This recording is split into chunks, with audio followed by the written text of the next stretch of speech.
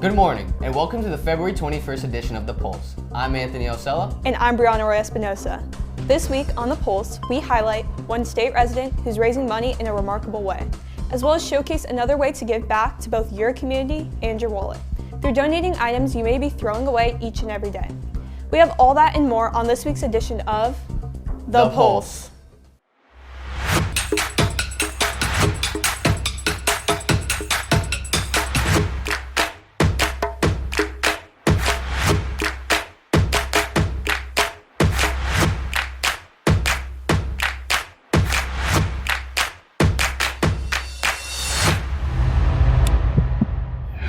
In a world grappling with an overwhelming amount of plastic waste, people may find themselves at a crossroads on how they can help.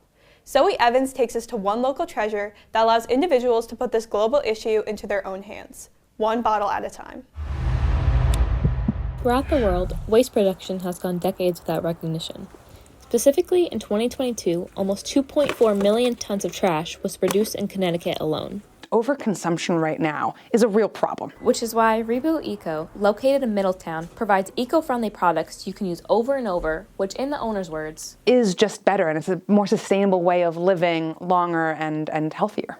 When researching how to live more sustainably, owner Yasmin Ogurlu came across a find she describes as shocking. Plastic really, it's not recyclable. It's just not, a good solution for plastic. And that really, there was a lot more problems, than I realized. Educating others and teaching ways you can slowly live more sustainably is equally as important here.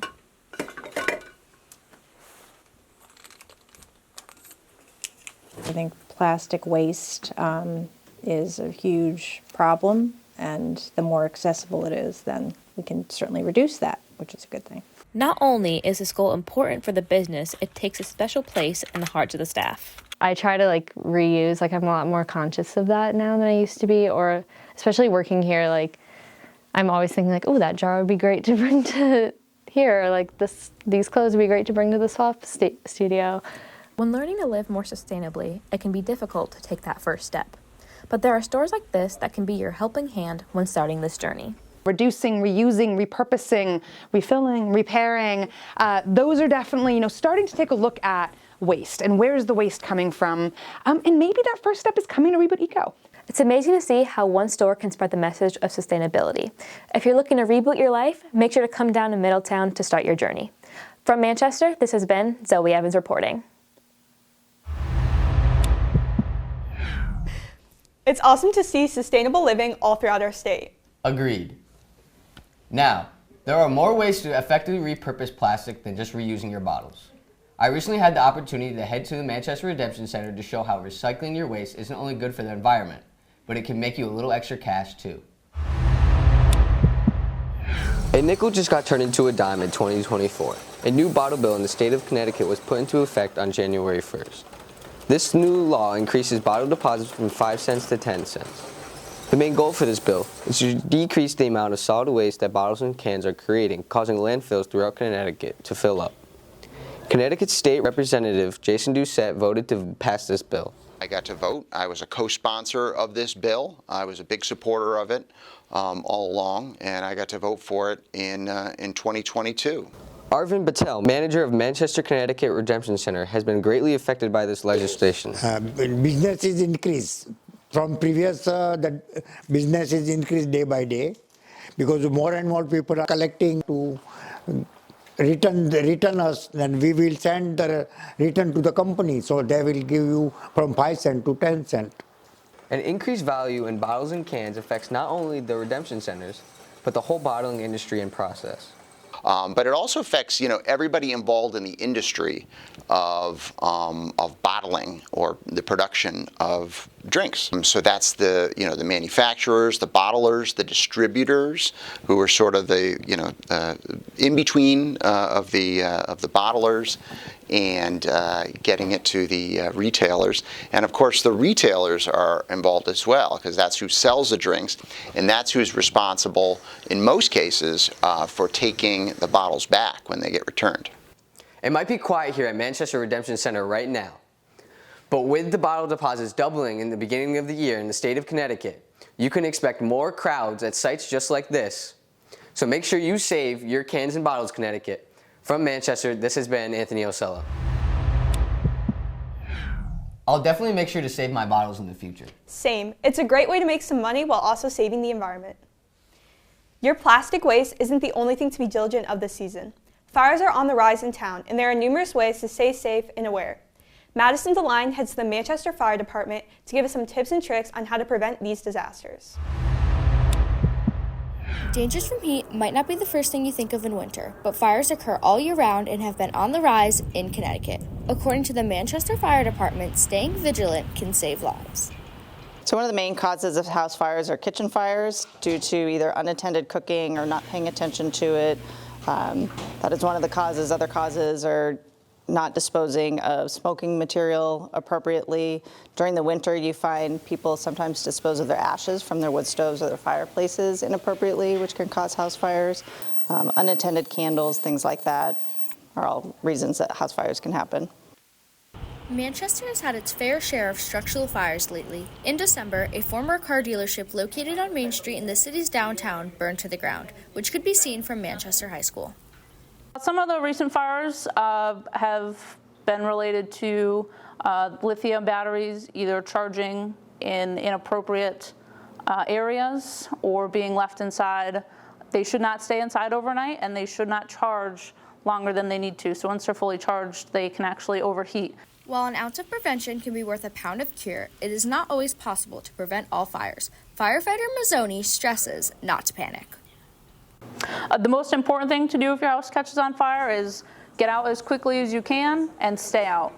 Don't go back inside if you forgot something or if you think more people are inside. Once you're outside, call 911, and then when the firefighters get there, you can tell them if somebody's still inside, if your pets are still inside. But most importantly is to get outside. Again, stay low to the ground and know where you're going to meet your family. I want to thank Lieutenant Perez and firefighter paramedic Mazzoni for talking to us about fire safety and prevention today. As the winter season continues, please remember to dispose of your candles, Christmas trees, and ashes accordingly, and make sure you check your smoke detectors frequently. Stay safe, Connecticut. From the Pulse, this has been Madison DeLine reporting. Make sure to check those fire alarms and blow out those candles, Manchester. If you have any further questions, please contact your local fire department. Amidst the urgency of fire safety, another kind of fervor burns bright, the passion of a man on a mission. Stewart Keith spotlights how an individual is raising funds for a purpose with every step he takes.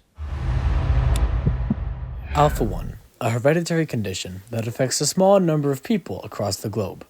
It affects the lungs and liver, making many daily tasks a challenge. There is currently no cure, but one man is looking for a change. John Bateman is an Eagle Scout who hiked the 3 longest trails in America, near 8,000 total miles, something less than 700 people have been recognized for doing, all to raise money for the cure. John has a condition himself. Fortunately, though, it does not affect him as much as it does others. So I hiked 3 long-distance trails in 2014. I hiked the Appalachian Trail. In 2019, I hiked the Pacific Crest Trail, and in 2020, I hiked the Continental Divide Trail in order to raise money for the Alpha-1 Foundation. They were very hard to do and to achieve, but my disease did not affect me on any of the hikes. When he was an infant, we got him tested because he was having difficulty breathing. And after several trips to the emergency room, he was tested positive, and then we were able to do something about working with the Alpha-1 community. Very, very proud of his accomplishments. Every day people go uncured from Alpha-1, but thankfully people like John Bateman are consistently taking steps towards a better and brighter future. If you want to learn more about Alpha-1 and how you can help, you can visit alpha1.org, ALPHA1.org. From Manchester High School, this has been Stewart Keith reporting. It's amazing to see the hard work John Bateman has put into his mission. If you want to learn more about this rare condition, head to alpha1.org. It's important that we all take care of ourselves, both physically and mentally. Julian Ortiz now highlights a struggle many students face during the school year: mental health. Researchers prove 75% of high school students admit to being stressed and experiencing anxiety. Today we take a look at the Manchester High School halls to see how mental health comes into play. I think as the quarter comes to an end, a lot of students struggle with time management. If you are sick a day, especially in this time of year, you get the flu or COVID, you might miss school, and then you have to not only do the work when you're here in school, but you also have to do the makeup work.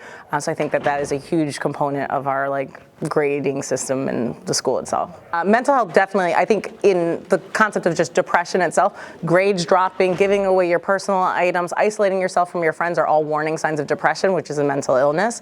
And I think that as a school, we want to make sure that when we notice those mental illnesses, we're addressing them with counselors, social workers, and psychologists. In the United States, 11.2% of students drop out of high school.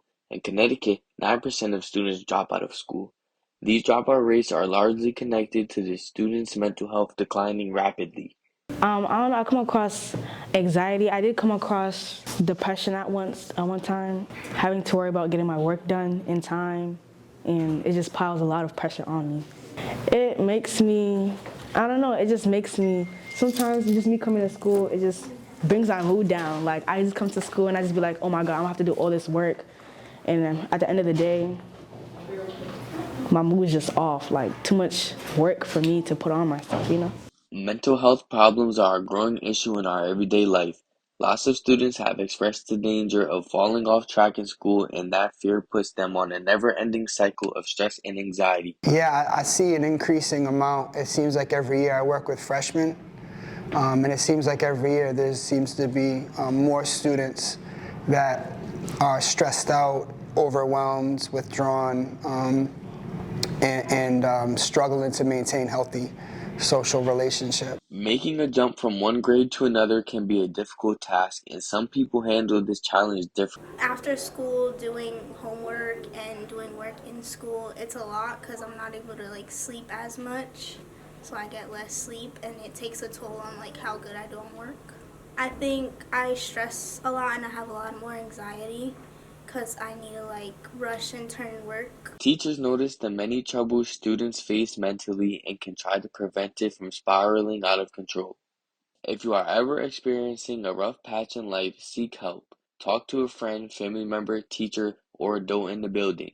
In high schools like this, January marks the end of the first semester, a time where students may feel overloaded with work and put stress on their mental health. From Manchester, it has been Julian Ortiz reporting. If you ever need any extra help, know that there are many support systems for you. You're never alone. Self-care is super important, and everyone can use an escape sometimes from the rigors of high school life. I just had the chance to visit a cafe in South Windsor that will keep you buzzing with a great coffee and a venue to meet friends or enjoy some me time. Sounds of chirp and chatter fill a local coffee hotspot. Since they opened in late 2019, they've been providing customers with a cozy and unique atmosphere. Birdhouse Coffee stands out against the rest. Frequent customer Melanie O'Shea values her cup of coffee every single time. Well, it's really good coffee here. My friend Anne is visiting from out of town, so I wanted to bring her to some of my favorite spots around. I know if I drive 20 minutes to get here, it's going to be worth it every time. Although many come to get the perfect cup of coffee, worker Jillian Sandville enjoys the deeper purpose of this special cafe. Sometimes we have different coffee blends, and we actually donate proceeds from those blends to different sanctuaries. And one time we actually had someone back in the brewery with a hawk. They were from a bird sanctuary, and one of the ones that we donate to, and they came and had a demonstration and showed how they rehabilitate the birds and stuff. General Manager Richard Nowacki and the Birdhouse staff treasure the environment so much that when you come to get a cup of coffee, you may also come face to face with other unexpected guests. If you, in the summertime, walk around, we plant plants that attract. There's hummingbirds here constantly, and other wildlife. There's a hawk that lives in the backyard over here, and so we've created an environment where they're welcome, just like we do with people. Birdhouse Coffee is combining impeccable drinks, tasty treats, and a unique cause that is important to Connecticut's very own wild birds. From Manchester High School, this has been Brianna Roy-Espinosa reporting. If you're ever looking for coffee with unique company, make sure to check out Birdhouse Coffee. Well, Manchester, those are all the stories we have for you this week. Make sure to follow our Instagram MHS_television and check out our website MHStelevision.com. I'm Anthony Osella. And I'm Brianna Roy-Espinosa. This has been The Pulse.